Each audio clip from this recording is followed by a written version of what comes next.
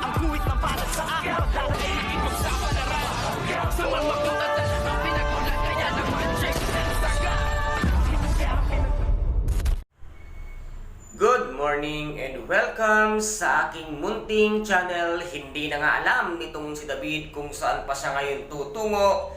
Kaya't habang andun siya sa kanyang sasakyan ay galit na galit siya sa kanyang nanay Marites dahil nga sa nalaman niya na ang katotohanan nitong si Ramon Montenegro na isa lamang siyang huwad na tanggol at nagpapanggap kung kaya't ngayon ay napadpad nga siya sa isang pasugalan at dito ay mauubos ang lahat ng pera nga na kinuha niya sa mga Montenegro sa isang pasugalan at wala siyang kaalam-alam na ang nagmamay-ari pala ng pasugalang ito ay walang iba kung hindi ang kanyang kapatid at ang si Kuya Tanggol kung kaya't dito nga maisasanla niya ang lahat-lahat at dito ay darating ito ngang si Attorney Vera at ipapakita ang kanyang pangalan.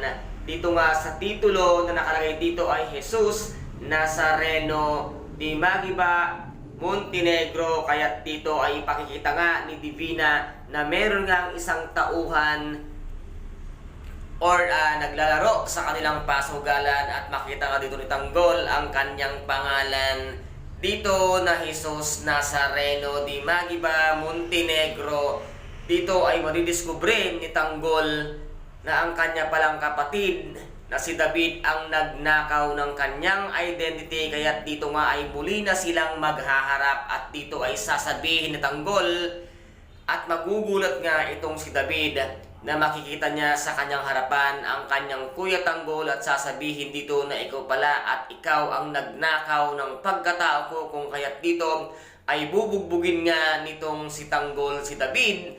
At ngayon ay magkakasubukan na sila ng lakas sa lakas at alam naman nating lahat na walang iuubra at hindi uubra itong si David sa lakas ng kanyang Kuya Tanggol kung kaya't dito ay magkakaroon ng malaking isang duelo at kaguluhan nga dahil muli nang babawiin ni Tanggol ang kanyang pagkatao at kukuhanin niya si David para dalhin siya sa kanyang tunay na ama at ito na ang kanyang isang malaking alas para nga matuntun nito ngang si Tanggol ang kanyang ama at makilala niya ito ngang si Ramon Montenegro. Kaya guys, ito po yung ating pakaaabangan sa mga susunod na episode dito nga sa FPJ ang Batang Quiapo. At kung nagustuhan po ninyo ang aking videos for today, paki-subscribe na lamang po ng aking channel, paki-like and share para maging update kayo sa lahat ng gagawin kong videos. Maraming salamat po. Ingat, God bless and